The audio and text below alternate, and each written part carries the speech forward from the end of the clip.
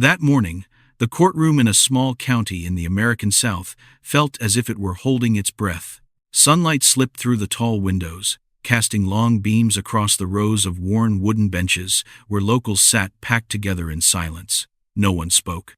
They only watched the heavy door at the back of the room, the door through which a single figure would enter and alter the atmosphere instantly.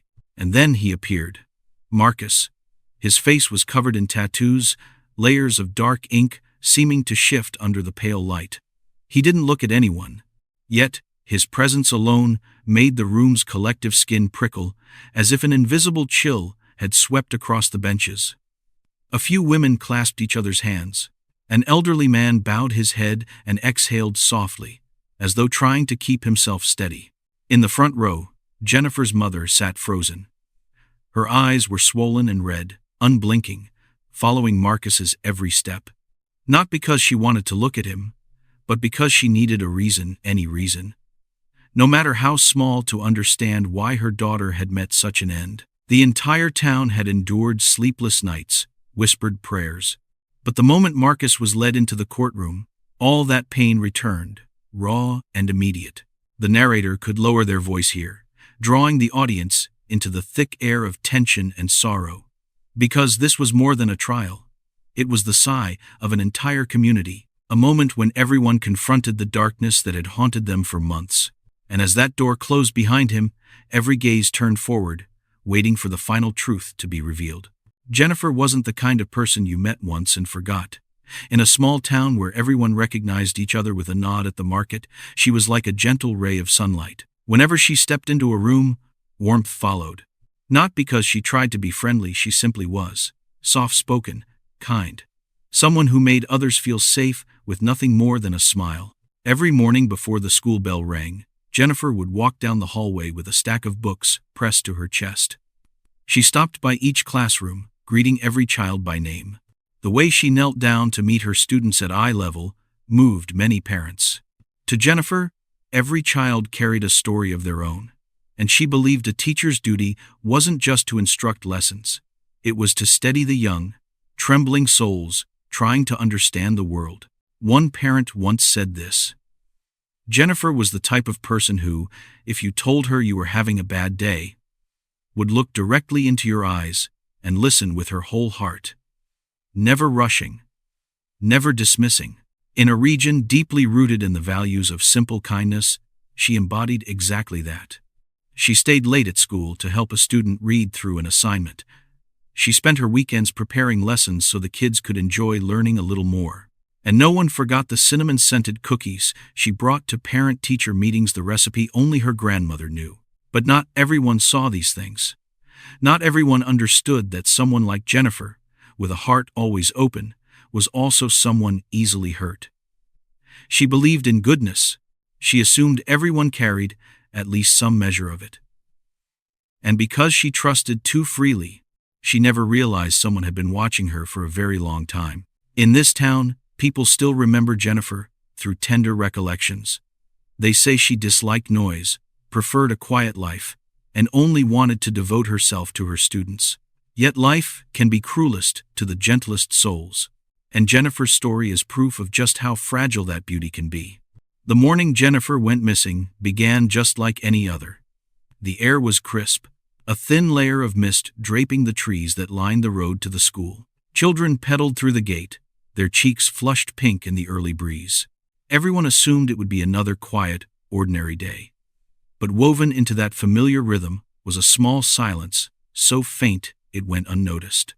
A silence that, later, people would blame themselves for not recognizing sooner. Jennifer didn't show up at school. There was no message calling in sick, no phone call.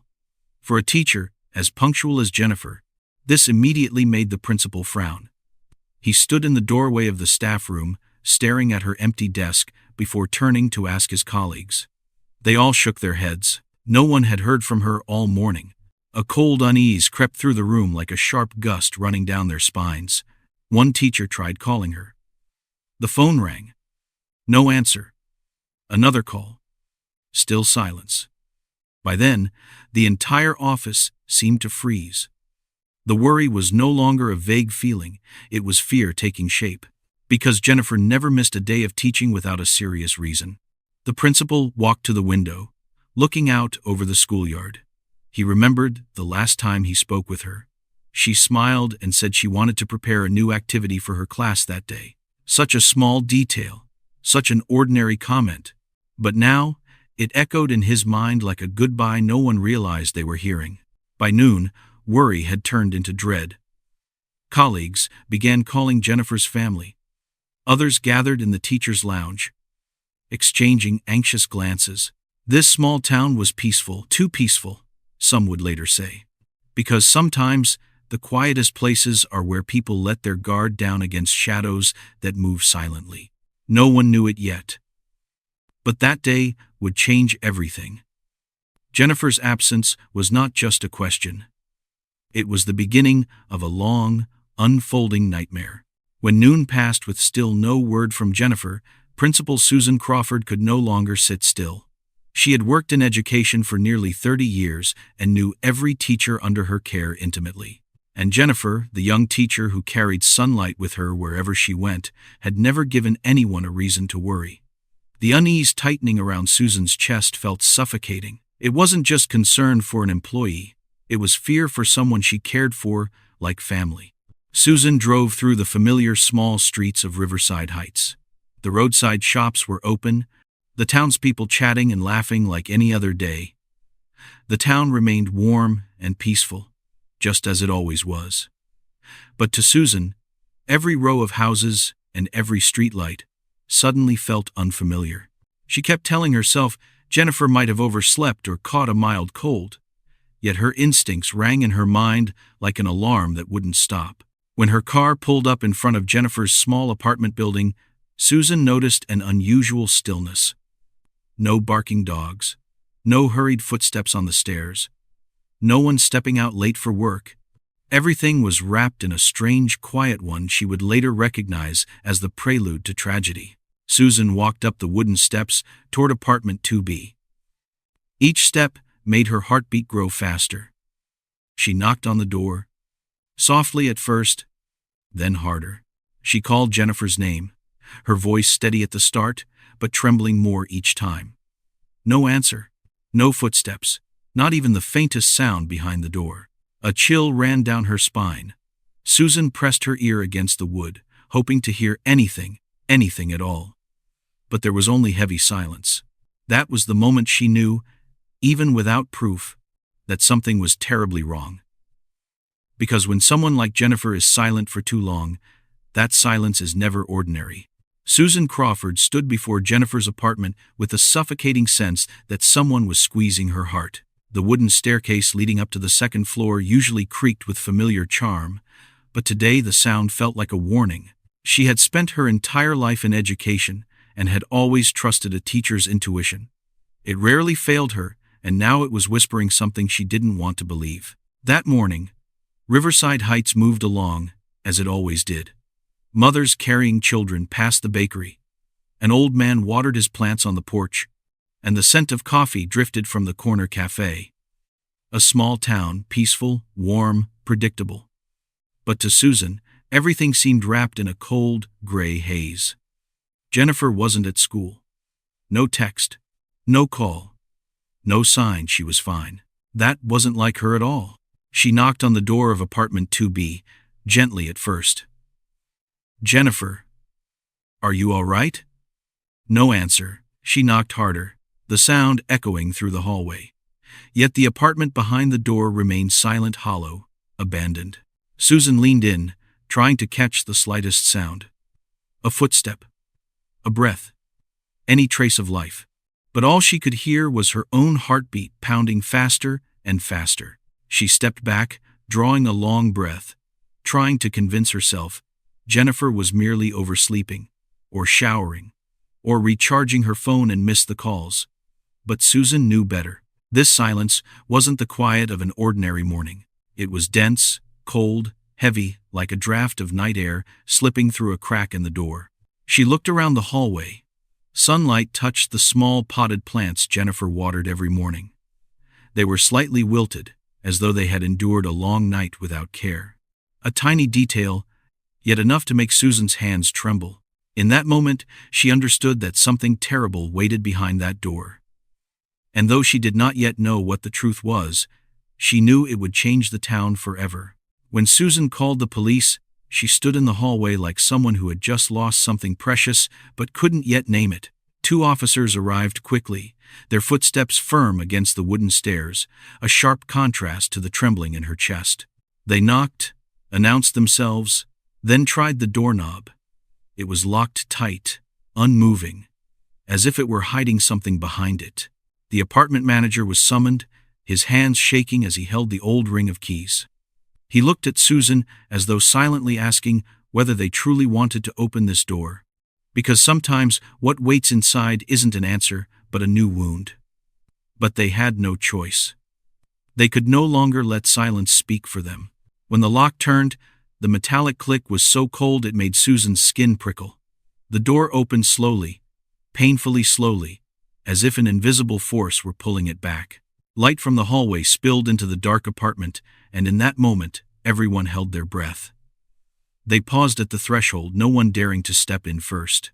Because sometimes a single step is all it takes to split life into 2 parts.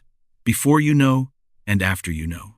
The air inside was heavy, thick, as if the room had been sealed shut all night. The familiar scent of clothes, wooden bookshelves, the faint trace of a young woman living alone, those were still there. But something else lingered too. A void. A silence that didn't feel right. And then they saw her, on the floor. A moment that made the entire world seem to collapse. Susan raised her hand to her mouth, trying to hold back a sob.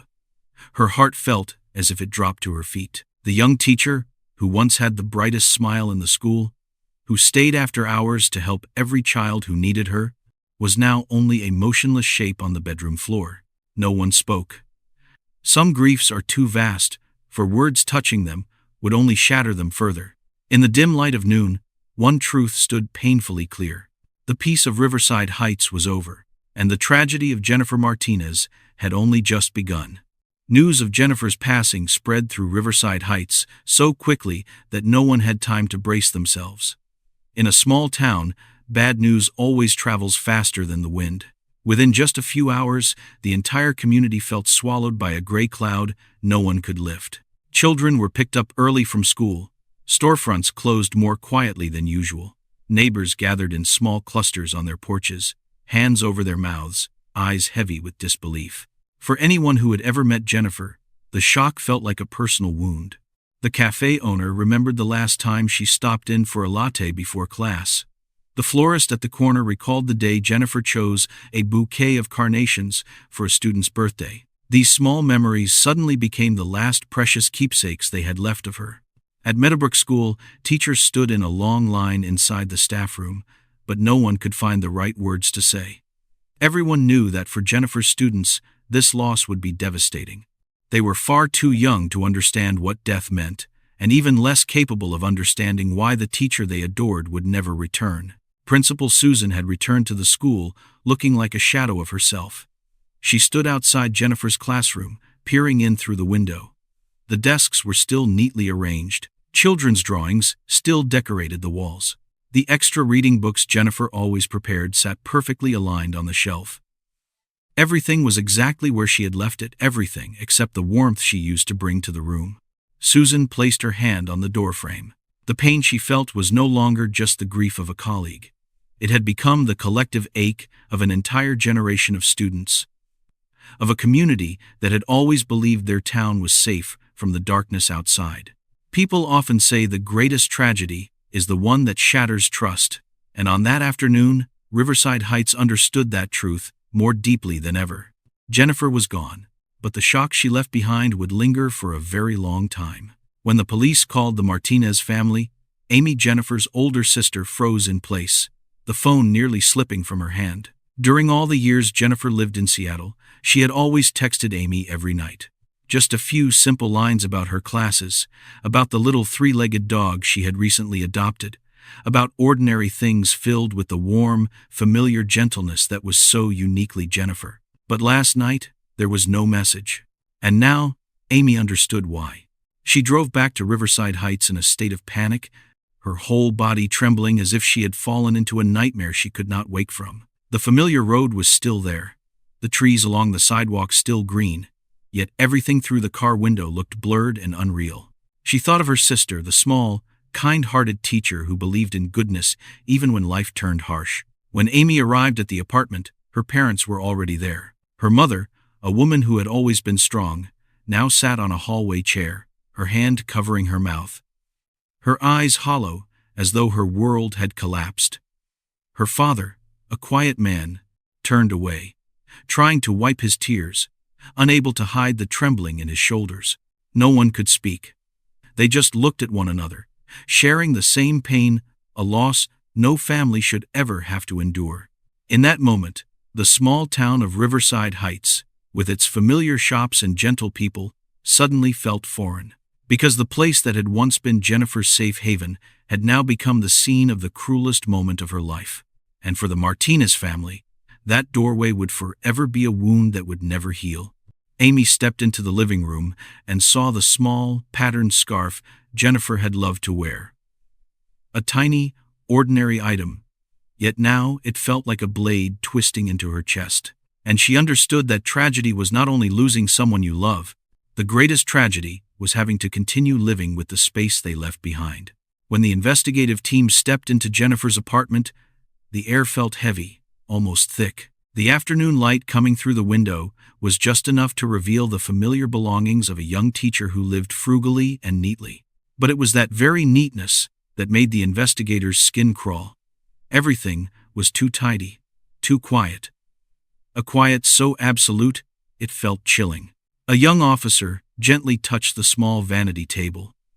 Her usual morning perfume bottle was still there, its soft scent lingering in the air. Her teaching books were stacked in precise piles. A ceramic mug painted with a smiling sun still held half a cup of water, as if she had stepped out of the room just minutes earlier. But what unsettled everyone most was the complete stillness that cloaked the place. There were no signs of a major struggle, no broken objects, no overturned furniture. A scene so unnervingly calm, the opposite of what one would expect when a life had been taken. And that was exactly what frightened them. Because sometimes, silence speaks the loudest about the killer. A silence that is cold, calculated, and utterly devoid of empathy. The officers filmed the room, collected fingerprints, and measured every detail. But among all the technical equipment, what struck Susan hardest was a pair of Jennifer's small, cream-colored sneakers lying beside the door. The pair she wore every day on her way to school. Seeing them there neat, innocent made Susan feel her heart crack. One of the investigators gently told Jennifer's parents that they would do everything they could. But in their eyes lay an unmistakable doubt. A bitter truth everyone understood. A crime committed in such silence was often the hardest kind to solve. When the apartment was sealed, the entire family stood in the hallway as if they had lost their sense of direction. Because the biggest question still hung in the air, heavy and merciless. Why would someone like Jennifer, a person full of kindness, have to die in such a way? When the police began sweeping the area around Jennifer's apartment, they hoped to find even the faintest trace of something useful. But everything they uncovered only made the atmosphere heavier. The hallway was spotless. No security cameras. No witnesses who had seen anyone unfamiliar the night before. A terrifying emptiness swallowed the entire scene.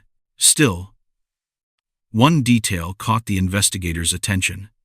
An elderly neighbor, living at the end of the corridor, said he heard strange footsteps around midnight. Very light. Very slow. Not the hurried steps of someone fleeing, nor the tired gait of someone returning home after a long day. They were steady, calm, and inexplicably eerie. A sound so subtle, only someone lonely and hyper-aware like him would have noticed. When pressed for more details, he simply shook his head. He hadn't seen a face, didn't hear a voice. Only those footsteps, as if belonging to someone trying deliberately to hide their presence. Rumors spread quickly through the town. Some whispered that the person responsible had to be someone Jennifer knew. Others insisted it might be a stranger who had been watching her for a long time. The fewer the answers, the greater the fear grew. A once peaceful town suddenly became unusually alert. People locked their doors earlier, went out less at night, looked at strangers with cautious eyes. At the school, teachers who once chatted and laughed now walked quietly through the halls. Students asked why Miss Jennifer wasn't coming back. Every question felt like a blade scraping against the hearts of the adults trying their best to stay composed. The Martinez family lived in what felt like airless grief. Their pain wasn't just the loss itself. They were afraid that whoever had done this was still out there, moving through the same familiar streets. By the end of the day, when the police finally left the apartment building, residents watched from behind their windows, eyes filled with worry. They didn't speak, but everyone understood. A horrifying story had begun.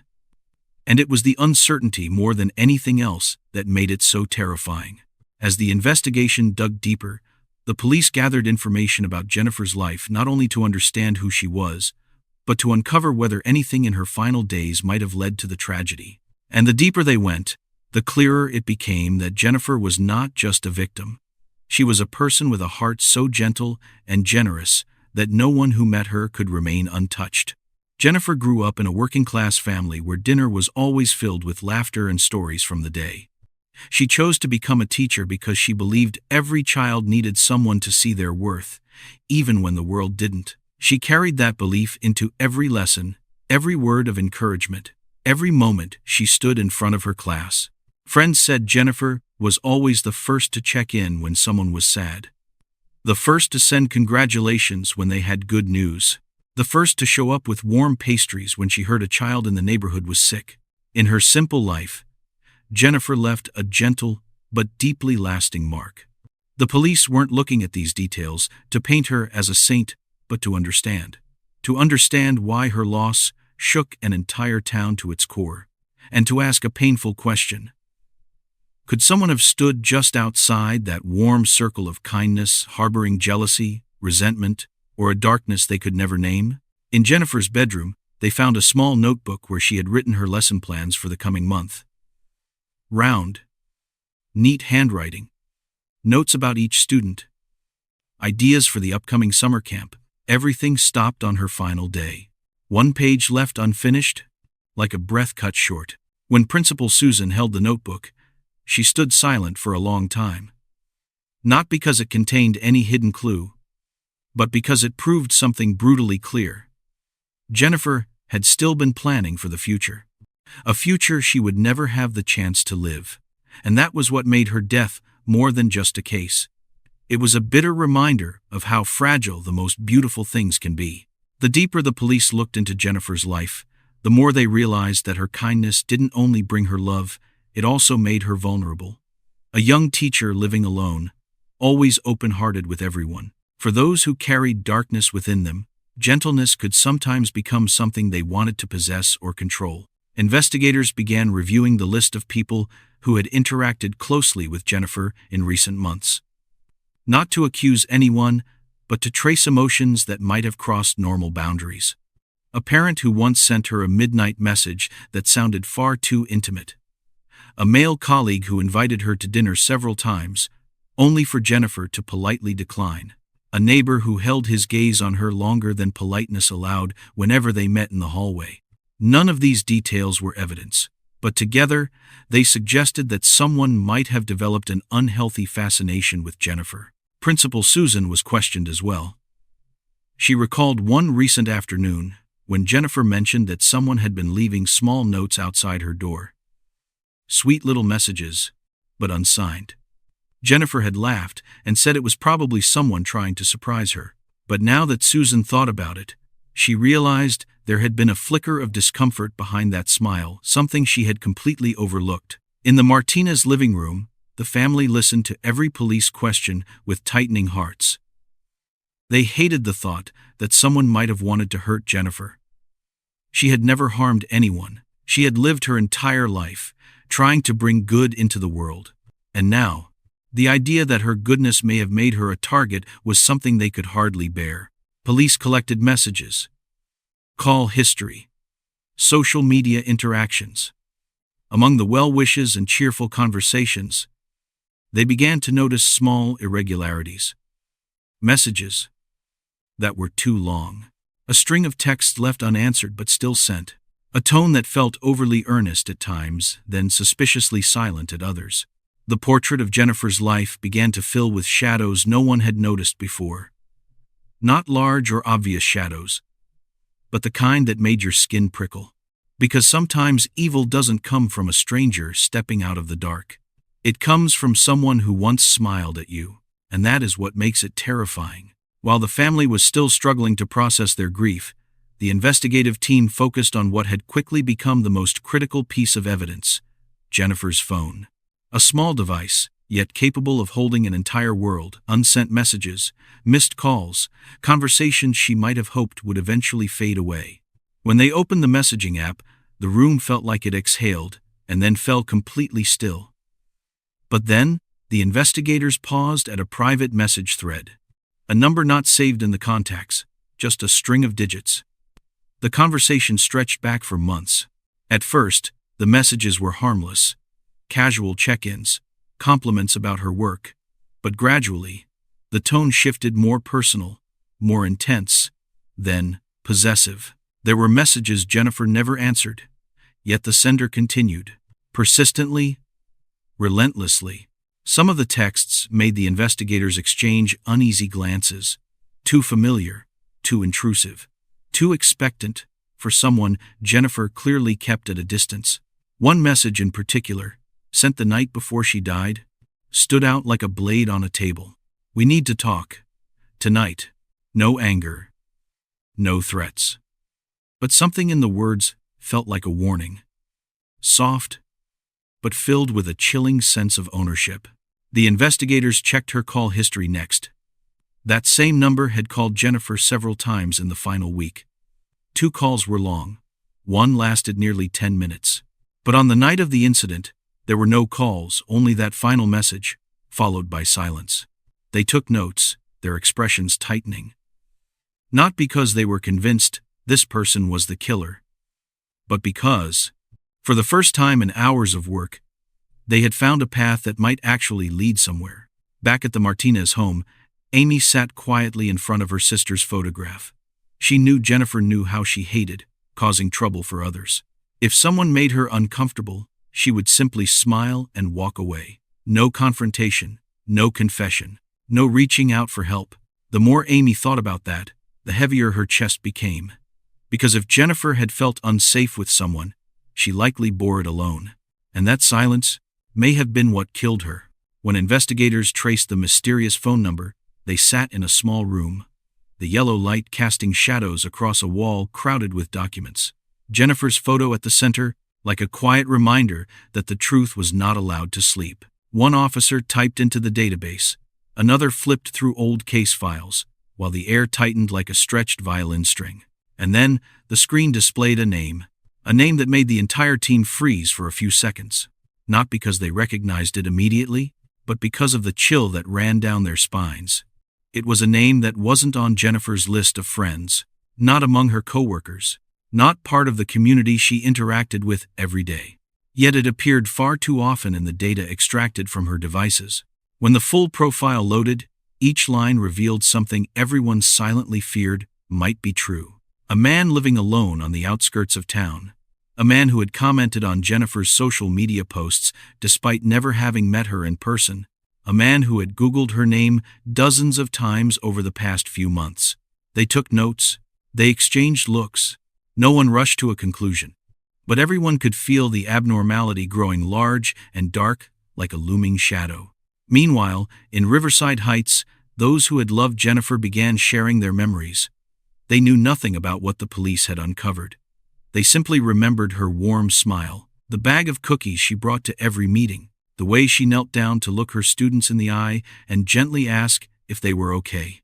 In the small Martinez home, her mother sat at the kitchen table, Jennifer's usual seat whenever she visited. She held her daughter's favorite mug, a pale blue one with writing that had faded from being washed too many times. She gripped it lightly, as if through that simple object she could still feel Jennifer's warmth lingering. Elsewhere, the investigative team kept digging. The truth was growing bolder. It was no longer hiding in the dark. It was stepping forward, inch by inch. And those who chased it knew one thing clearly. From this moment on, everything would change. Because now they understood something with painful certainty. Jennifer hadn't just been watched. She had been targeted, for a long time, quietly, deliberately. When the investigative team knocked on the door of the small suburban house, the riverside sky was sinking into a pale evening glow, as if laying a quiet layer of sorrow over every rooftop. The house stood still, almost as though it were hiding something. The grass on the front lawn had grown a little long, a sign of someone who lived in isolation, or of a mind that had stopped paying attention to ordinary life. The door opened. The man appeared. His face revealed little emotion, but his eyes flickered just slightly when he saw the badges glinting on the investigators' chests. The light caught every subtle movement at the corner of his mouth, the unconscious tightening of his hand on the doorframe, the reflex of someone with something to hide, or someone trying to guess why they had come. The investigators introduced themselves gently. Their voices carried no pressure, no accusation. They simply wanted to understand. They asked whether he knew Jennifer Martinez. The man nodded slowly, a nod that wasn't comfortable, wasn't natural. He said they had chatted online a few times. He said Jennifer was kind, even though he didn't know why she kept her distance. While he spoke, the investigators watched everything, every movement, every pause, every breath that didn't match the rhythm of his explanations. But they let him continue.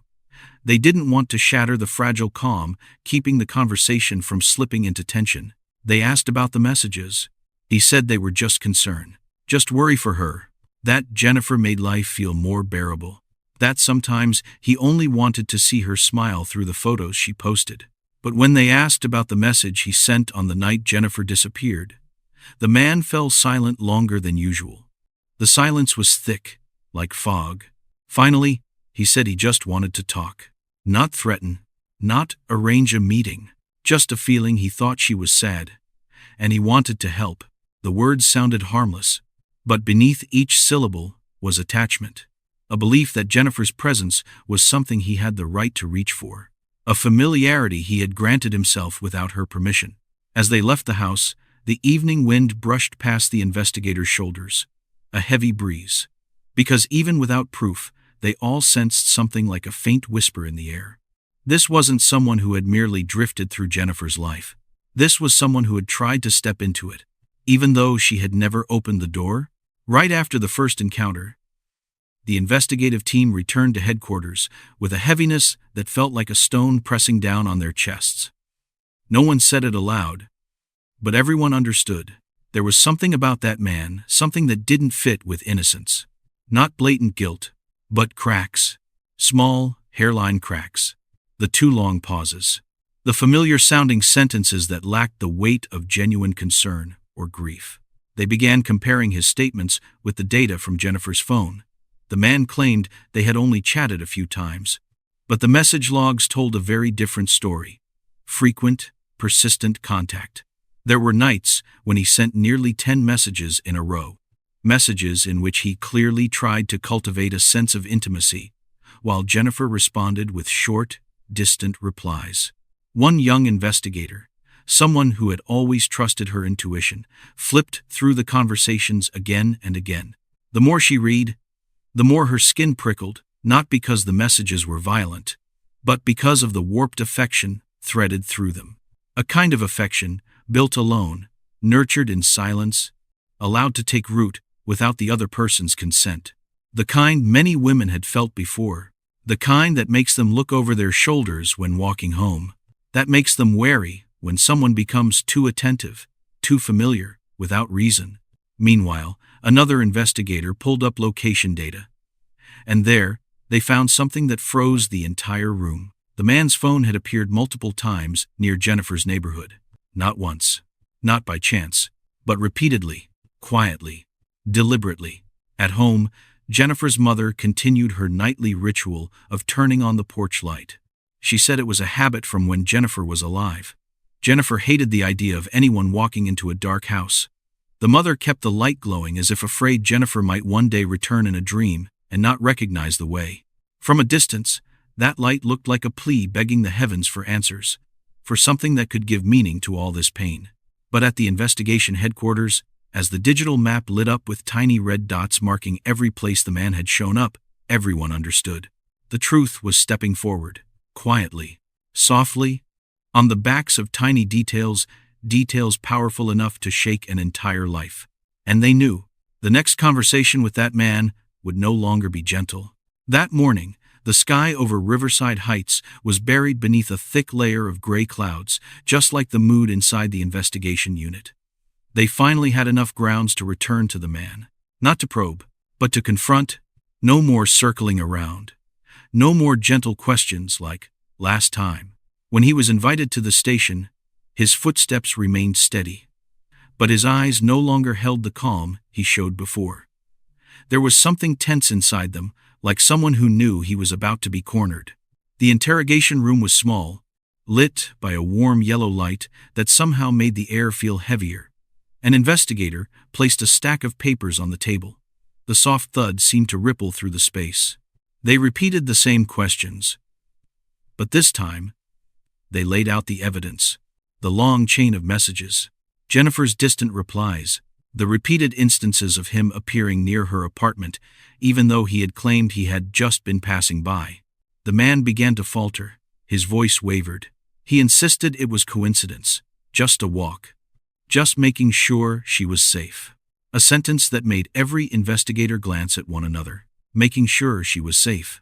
A man she wasn't close to. A man Jennifer deliberately kept at arm's length. A man who decided, on his own, that he had the right to watch over a woman who never asked for him.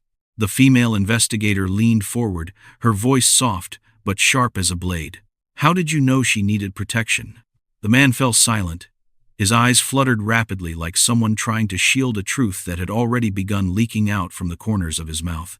When they showed him the location map, dotted with red marks clustered around Jennifer's neighborhood, his hand trembled. Not much, but enough for trained eyes to recognize. The body always tells the truth before the mouth can lie. He changed his tone, refused to answer more questions, requested an attorney. The confrontation ended, but for the investigators, this wasn't a dead end. It was the first undeniable sign of something critical. This man had been orbiting Jennifer's life far more than he wanted to admit, far more than any stranger should. Enough that the boundary between concern and obsession had been twisted long before anyone noticed. As he stood up to leave the room, the oldest investigator in the team muttered under his breath, almost inaudibly, "We're getting close." A quiet sentence, but heavy with the weight of truth finally breaking the surface. After the tense, wire-tight confrontation, the investigation team didn't slow down. They knew one thing very well: words can hide, but a person's patterns never do. Everyone's past leaves traces, small ones, faint ones, but enough to illuminate the things they desperately want to bury. One investigator began digging through the man's old records, not to condemn him, but to understand. To understand how his emotions worked, what kinds of relationships he had formed, and whether this obsession was something new or something that had been quietly living inside him for years. They found reports from long ago. Nothing severe enough to lead to prosecution. But every incident had the same pattern: women. Women he cared about too much. Late-night calls. Standing outside their homes without explanation. Police warnings reminding him that the line between concern and intrusion is not something one gets to bend at will. Then they found a detail that made the entire room fall silent. A woman who had once reported him for stalking. As an investigator read through the notes, she exhaled slowly. The words felt like a blurred, earlier version of what Jennifer had experienced. But Jennifer didn't get the chance to realize it, or didn't get the chance to tell anyone. While the investigative team continued piecing the information together, Riverside Heights was still wrapped in a sadness no one could easily name. Jennifer's students wrote little notes and placed them by her photo in the classroom. They drew flowers, smiling suns, and wrote innocent thank yous in the way only children can. Their teacher was the one who taught them how to be kind to one another. For a brief moment, A young investigator froze when she saw those photos online. Not because they were evidence, but because they reminded her that Jennifer was real. Someone who made a mark on a small generation, quietly growing up under her care. Back in the meeting room, the new data began fitting together like puzzle pieces, finally finding their edges. No longer vague suspicion, but a clear structure, a repeated pattern, a dangerous blueprint, a fixation built from loneliness, from emptiness, from the desperate urge to cling to the first woman who made life feel less cold. And Jennifer, she became that person. She didn't know. She didn't choose. As the overhead light cast long shadows across the open case files, everyone in the room felt it. What comes next won't be gentle, because the truth is no longer standing behind the door. It's pounding on it louder every minute. As evening settled over Riverside, the investigation team continued working beneath the cold white lights of the data analysis room. Everyone sensed how close they were, so close that a single overlooked detail could shift the entire direction of the case. And then, that exact detail finally surfaced. A young technician reopened the traffic camera footage. They had reviewed it hundreds of times. But that night, he noticed something no one had caught before. A gray, aging car passing through Jennifer's neighborhood at the precise window of time when she disappeared. Nothing unusual until he zoomed in on the license plate.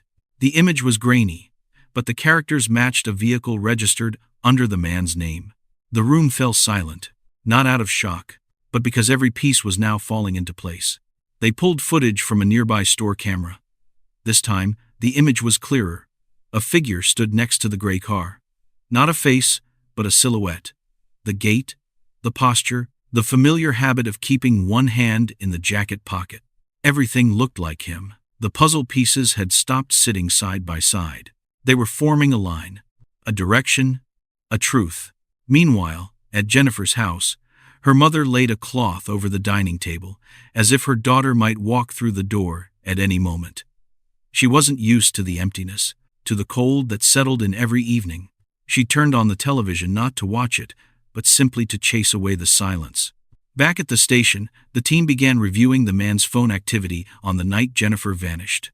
The moment the data appeared on the screen, a chill moved through the room. His phone was in airplane mode for 3 full hours. The same 3 hours Jennifer disappeared from every camera and every signal. Innocent people rarely vanish from the world at the exact moment someone else does. The lead investigator spoke softly, but the weight of his voice filled the room. We have enough to list him as the primary suspect. No one celebrated. No one felt relief. Because this wasn't victory. It was just the opening of a darker, more painful question. If he truly was behind everything, what had Jennifer endured in the final moments of her life? The lights in the investigation room flickered slightly. No one moved. No one dared give voice to the thoughts they all shared. The truth was no longer standing at the edge of their vision. It was walking toward them step by step. And the team knew, from this moment on, there was no turning back. The next morning, the investigative team stood in front of the suburban house with a search warrant in hand. The riverside sky was slightly murky, and the wind stirring through the rows of trees felt like vague warnings. No one said it out loud, but each of them sensed the gravity of this step. This was no longer about collecting clues. This was the moment they would come face to face with the truth. The door opened when they knocked. The man stood there, his face tense, though he tried to maintain his composure. The team presented the warrant. He nodded slightly, but his hand tightened into a fist, a small gesture, yet filled with conflict. They entered. The house was so quiet they could hear the sound of shoes against the floor. The space reflected its owner perfectly. Neat but cold. Clean but devoid of warmth. Nothing belonging to happiness. Nothing carrying the clutter of a normal life. One investigator walked into the living room, where a small desk sat. And there, nestled among neatly arranged papers, they saw the wooden box. Not locked, not hidden, but placed in the most visible spot, as if it was something he looked at every day. When they opened it, the room seemed to hold its breath. Inside were items familiar, in a frightening way. A photo of Jennifer cut out from a group picture. An old staff ID card she had once lost. Small notes about her habits, her teaching schedule, even the hours she usually went running in the morning. The words he once used about harmless concern suddenly turned into sharp needles, piercing the truth. One investigator whispered, "This isn't concern anymore. This is surveillance." The deeper they dug, the tighter their stomachs clenched. There was a small notebook, each page filled with his thoughts about Jennifer. Long passages, fantasies, pleas for her to see him, and lines of resentment when she didn't reply to his messages. Meanwhile, in the kitchen, another investigator found something that made everyone freeze. A dark-colored cloth bag shoved inside a cabinet. Inside was an old phone, one that had pinged multiple times near Jennifer's home. It matched the data the technical team had analyzed. When they turned to look at the man, his eyes shifted away. A faint tremor finally cracked through his calm exterior. The house suddenly felt colder, not because of the weather, but because the truth was now undeniable. Jennifer had not only been noticed, she had been followed, observed, placed inside the mind of someone increasingly losing control. And in that moment, the investigative team knew. The journey to seek justice for Jennifer was no longer built on assumptions. It had stepped fully into truth, a truth with no way back.